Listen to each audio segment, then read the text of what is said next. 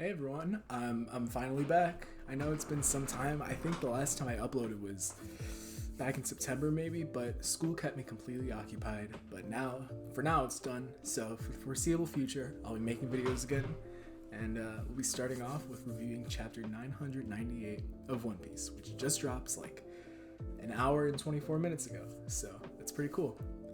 So chapter 998 was pretty interesting. It definitely went by fast, but I'm glad this is the chapter I came back for because there's some stuff I want to talk about. Now, first of all, skipping ahead a little bit, I want to just say that Who's Who, in no way, I do not believe he's Jin. Since, a connection with Jinbei was established this chapter, and people have been connecting like, oh, Jinbei let Arlong roam free in East Blue and Jin's from East Blue. I just don't see it happening. I don't. We can clearly see in the volume 97 cover that Who's Who has like pink hair, and Jin had what, like purple gray hair? I can't remember. I'm pretty sure it was. That's how unimportant he was. So I'm pretty sure it's purple, but I'm putting all my money on it right now. They're not the same person. If they are, if he is, I'll take the L. I'll be wrong. Oda proved me wrong, which is something I can never be upset about. But otherwise, this should be a pretty cool fight. I'm excited to see Jinbei fight just a giant ass cat who's probably gonna transform into like a hybrid human cat or something. But yeah, this chapter did go by pretty quickly, and that's not the only thing that went by quickly.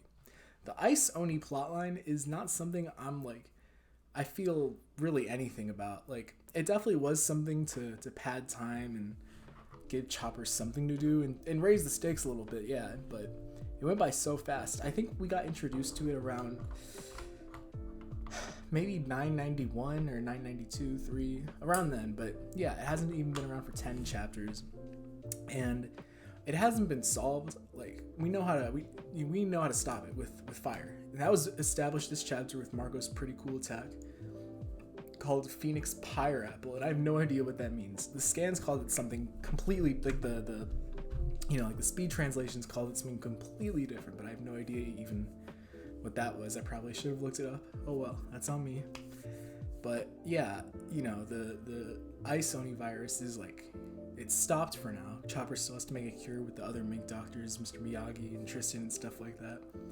But I don't know. The anime might extend it. Probably will give it some more dramatic flair, like they always do. But which is fine by me, because it might make me care about it a little more. But it just, I don't know. It wasn't bad. It was just kind of mid. I didn't really enjoy it that much. But like I said, Marco put his fire out there. People are doing better now. So but he's here.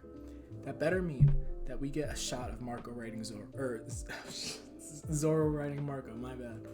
Now I know I'm definitely not the only person to say this. Not at all. But that just shows like this is a good idea, and Oda better deliver on this. If Oda doesn't deliver, I'm gonna be pissed.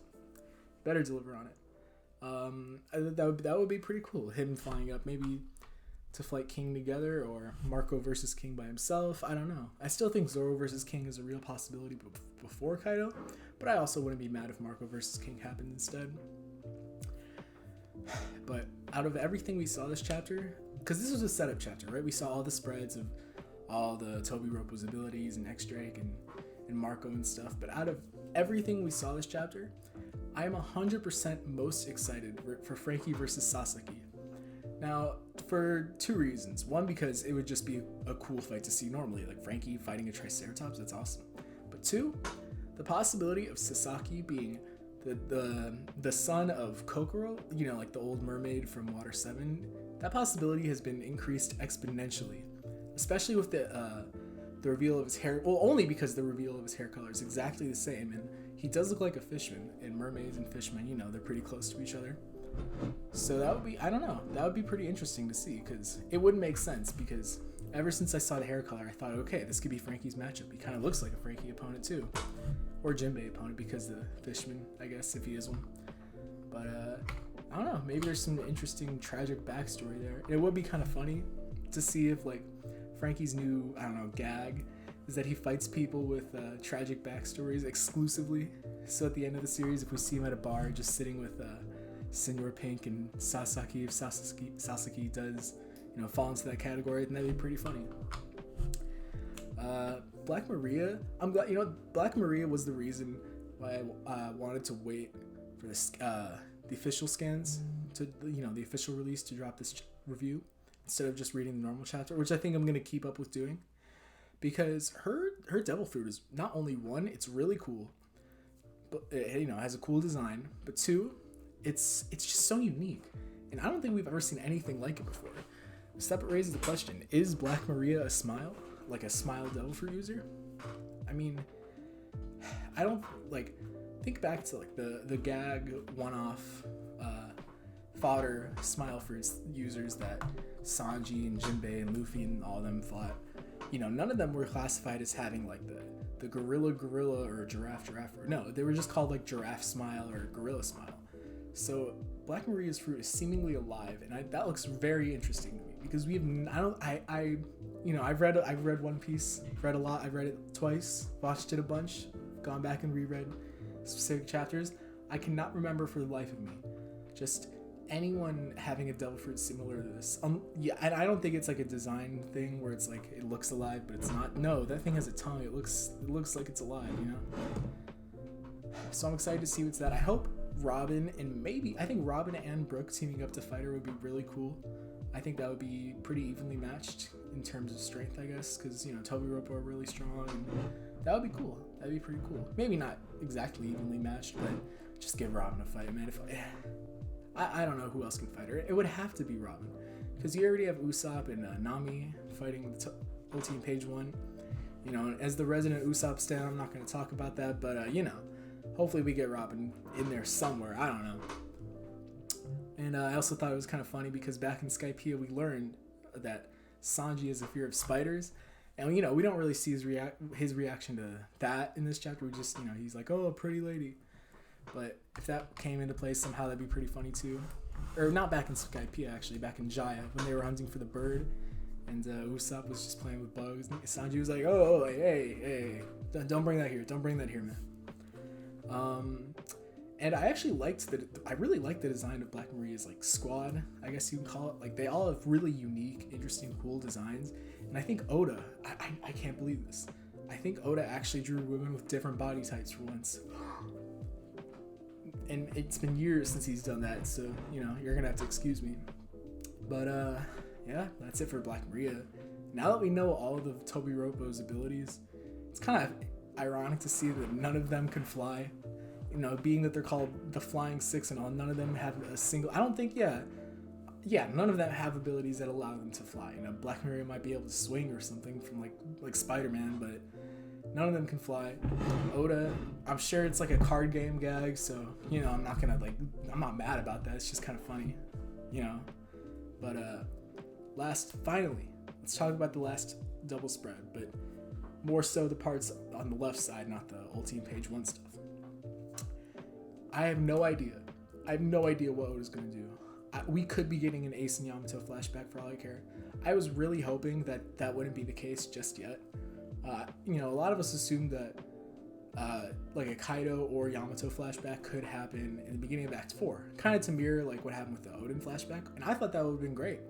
But it didn't really seem like we were going to transition into a flashback, because we just saw kind of a silhouette of Ace, but nothing really indicated that a fade away to a transition or something. So I have no clue. I don't think one chapter, next chapter 999, will be enough for Oda to write a flashback and then just cut away.